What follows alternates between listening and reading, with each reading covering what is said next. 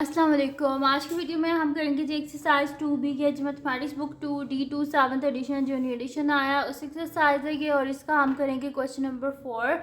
इसे जो पिछले क्वेश्चन है मैं पहले करवा चुकी हूँ, उसका लिंक मैं डिस्क्रिप्शन में दे दूँगी, आप वहाँ से देख लीजिएगा। और अगर अभी तक आपने मेरा चैनल सब्सक्राइब नहीं किया तो इसको सब्सक्राइब कर दीजिए और बेल आइकन को लास्ट में प्रेस कर दीजिएगा ताकि आपको न्यू आने वाली वीडियोज़ के बारे में पता चल सके। तो स्टार्ट करते हैं। हमारे पास इसका क्वेश्चन नंबर 4 है कि a consignment of fooder can feed 1260 cattle for 50 days, given that all the cattle consume the fooder at the same rate. Find the number of cattle an equal consignment of fooder can feed for 75 days. यहाँ पर ये क्या कह रहे हैं, हमें ये कह रहे हैं कि कुछ खाना है जो कि है 1260 कैटल के लिए 50 डेज़ के लिए। वो कह रहे हैं कि जितने भी जो कैटल है ना, यानी कि जितने भी वहाँ पे जो गाय हैं, वो गाय की किस्म होती है ये कैटल भी, तो वो जितना जो है ना 50 डेज़ के लिए उनका खाना है 1260 के लिए, और वो सारे जो है ना वो एक जितना ही खाते हैं। ठीक है, इसमें कह रहे हैं फर्स्ट ऑफ ऑल क्या है कि the number of cattle and equal consignment of fodder can feed for 75 days. अब वो कह रहे हैं कि अगर वो सारे जो हैं वो इक्वल रेट पे खाना खाते हैं, तो अगर यही जो सेम ये जो खाना है अगर ये 75 डेज़ चलाया जाए तो कितने जो हैं, अब यहाँ पे तो लिखा हुआ है ना कि ये जितना भी खाना उनके पास पड़ा हुआ है वो 50 डेज़ का है और 1260 केटल्स का है। लेकिन यहाँ पर कह रहे हैं कि अगर उस खाना हमारे पास उतना ही है और हमने वो 75 डेज़ चलाना है तो कितनी केटल होंगे कि वो मतलब कि उस खाने को खा सकते हैं 75 डेज़ तक, यानी कि नंबर ऑफ़ केटल जो हैं वो हमने फाइंड आउट करने हैं। तो इसको फाइंड आउट हमने करना है। तो देखें पहले नंबर ऑफ़ डेज़ कितने थे, 50 थे ना, नंबर ऑफ़ डेज़ 50 थे। अब नंबर ऑफ़ डेज़ कितने हो गए हैं 75, यानी कि क्या हुआ है डिक्रीज़ हुआ है यहाँ पर, और यहाँ पर देखें सॉरी इंक्रीज़ हुआ है। पहले 50 थे अब 75 हुए हैं, तो नंबर ऑफ़ डेज़ क्या है यहाँ पर अब इंक्रीज़ हुए हैं। और देखें कितने पहले थे कैटल, कितने थे 1260, तो 1260 थे और कितने दिन के लिए उनका खाना था 50 डेज़ के लिए। तो जाहिर सी बात है अब डेज़ उनने ज़्यादा कर दिए, तो जितने ज़्यादा डेज़ करते जाएंगे नंबर ऑफ़ केटल्स क्या होती जाएंगी, कम होती जाएंगी, क्योंकि जाहिर सी बात है ज़्यादा दिन अगर खाना चलाना है तो वो फिर उस हिसाब से उन्हें बीच में से कम करनी पड़ेंगी, नंबर ऑफ़ केटल्स कम करनी पड़ेंगी। इसलिए अगर आप देखें तो नंबर ऑफ़ केटल्स क्या हो रही हैं, डिक्रीज़ हो रही हैं जैसे जैसे डेज़ इंक्रीज़ हो रहे हैं। तो अगर एक चीज़ डिक्रीज़ हो रही हो और दूसरी चीज़ इंक्रीज़ हो रही हो तो ये हमारे पास क्या होता है, इन्वर्सली प्रोपोर्शनल होता है, यानी कि हमें यहाँ पे क्या लगाना पड़ेगा, इन्वर्सली प्रोपोर्शनल यूज़ करना पड़ेगा। उसके बाद इसका जो सेकंड हमारे पास पार्ट है, सेकेंड पार्ट जो है इसको रीड कर लेते हैं। सेकेंड पार्ट है कि the number of days and equal consignment of food can last if it is use to feed 1575 cattles. अब यहाँ पर कह रहे हैं कि हमने नंबर ऑफ़ डेज़ जो हैं उनको फाइंड आउट करना है, जबकि जो है वो नंबर ऑफ़ केटल्स जो हैं वो कितने कितने को हमने करना है, वो हमने 1575, मतलब कि अमाउंट ऑफ फूड वही है। फर्स्ट में उनने क्या कर दिए कि नंबर ऑफ़ डेज़ को चेंज कर दी और सेकंड में क्या कर दिया, नंबर ऑफ़ केटल्स को चेंज कर दिया। लेकिन जो फर्स्ट हमारे पास पार्ट था उससे हमें पता चल गया कि ये क्या है, इन्वर्सली प्रोपोर्शनल है। तो इसको हम कर लेते हैं इन्वर्सली प्रोपोर्शनल, कि मैं यहाँ पे प्रोपोर्शनैलिटी यूज़ ही करूँगी और उससे हम ये इजीली जो है वो क्वेश्चन जो है इसको हम सॉल्व कर लेंगे। तो मैं नेक्स्ट शीट ले लेती हूँ, उस पर मैं आपको करवा देती हूँ। यहाँ पर मैं लिख देती हूँ और इसमें ना मैं लेट कर लेती हूँ कि let the number of cattles be x and the number of days be y. मैं एक्स को मतलब कि ले रही हूँ नंबर ऑफ़ केटल्स। तो यहाँ पे हम कर लेते हैं, सोल्यूशन लिख लेती हूँ मैं, और यहाँ पे मैं लिख लेती हूँ let number of kettles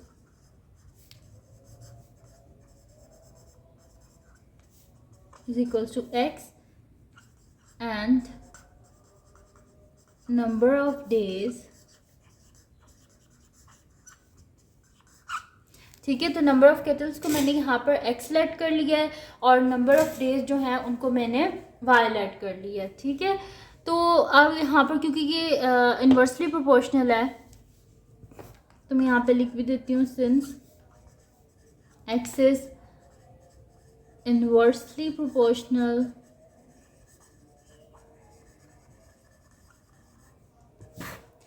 since x is inversely proportional to y, तो मैं इसे किस तरह लिखूंगी, x is inversely proportional to y।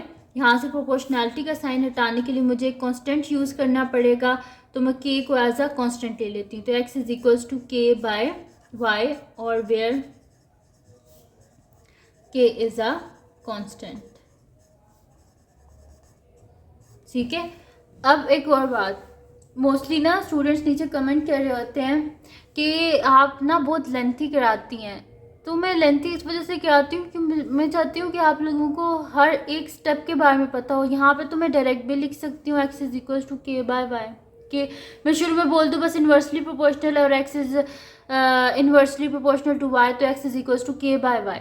लेकिन मैं चाहती हूँ आप लोगों को हर एक स्टेप के बारे में समझ हो, क्योंकि जाहिर सी बात है मैं वीडियो में आपको समझा रही हूँ और आप लोग मेरे से ऐसे तो नहीं कर सकते ना कि मैं आपको कोई फेस टू फेस तो नहीं ना समझा रही, कि अगर आप लोगों को कुछ नहीं समझ आ रहा तो मैं आप मेरे से क्वेश्चन करें और फिर मैं आपको आगे से बता दूँ। तो यहाँ पर तो जस्ट एक वीडियो है, इसलिए मैं चाहती हूँ कि मैं हर चीज़ को इतना डिस्क्राइब करूँ ताकि आप लोगों के जहन में कोई सवाल ना रहे, इसलिए मैं थोड़ा सा डिटेल्ड करवाती हूँ ताकि आप लोगों को कोई मसला ना हो। तो यहाँ पे हो जाता है जी x इज इक्वल टू के बाय वाई। अब मैंने नंबर ऑफ़ केटल्स को x लेट किया हुआ था और नंबर ऑफ़ डेज़ को y लेट किया हुआ था। तो नंबर ऑफ़ केटल्स कितनी है 1260 और नंबर ऑफ़ डेज़ कितने हैं, पहले 50 डेज़ हैं। तो मैं यहाँ पे लिख देती हूँ when x is equals to 1260 and y is equals to कितने डेज़ के लिए था, 50 डेज़ के लिए। यहाँ से हम क्या कर लेंगे, k की वैल्यू को इजीली फाइंड आउट कर लेंगे। 1260 is equals to k by 50। ठीक है, तो k क्या हो जाएगा, k is equals to 1260 multiply by 50। तो k की वैल्यू मेरे पास क्या आ जाएगी, मैं यहाँ से कैलकुलेटर यूज़ कर रही हूँ और अगर आपको कैलकुलेटर अलाउड नहीं है तो ये कोई मुश्किल कैलकुलेशन नहीं है, जस्ट साइड पे आप मल्टीप्लाई कर देना। 1260 यहाँ पे ऑन कर लेते हैं जी, 1260 मल्टीप्लाई बाय 50। तो मेरे पास इसका आंसर जो है वो क्या आ रहा है, मेरे पास इसका आंसर आ रहा है 63,000।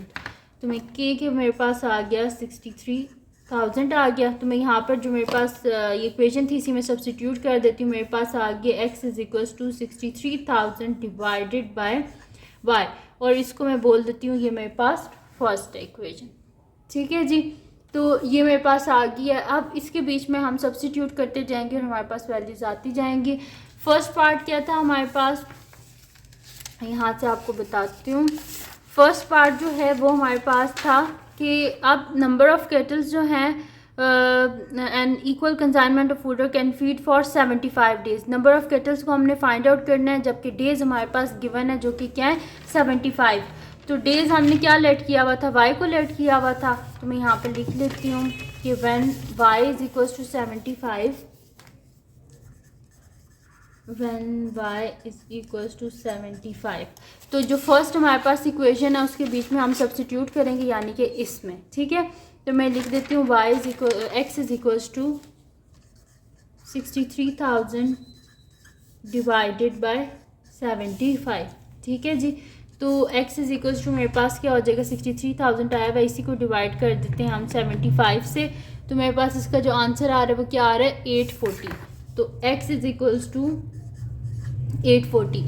तो यानी कि अगर हमने 75 डेज़ तक वही खाना चलाना है तो वो 840 जो केटल्स हैं उनको वो पूरा हो सकता है। ठीक है, तो यहाँ पर मैं लिख देती हूँ कि number of cattles is equals to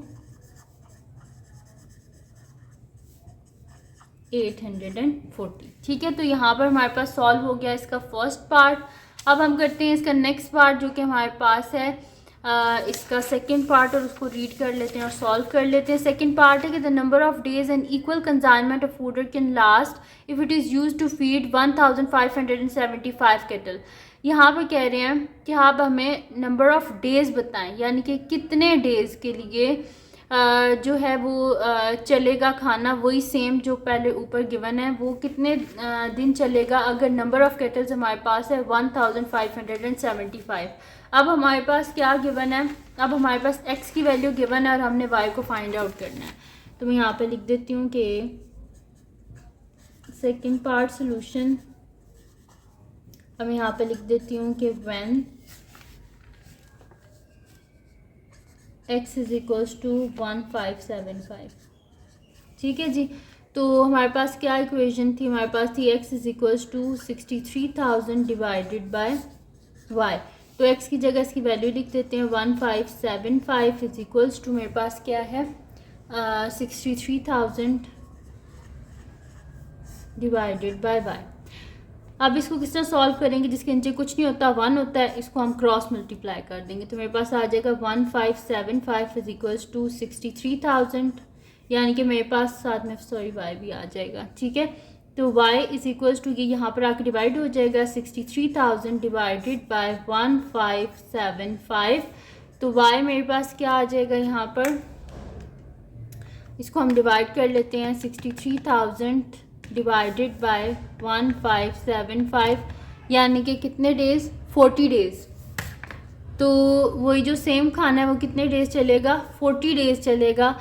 अगर जो है नंबर ऑफ़ केटल्स कितनी होंगी हमारे पास 1575। तो मैं यहाँ पे लिख देती हूँ number of days is equals to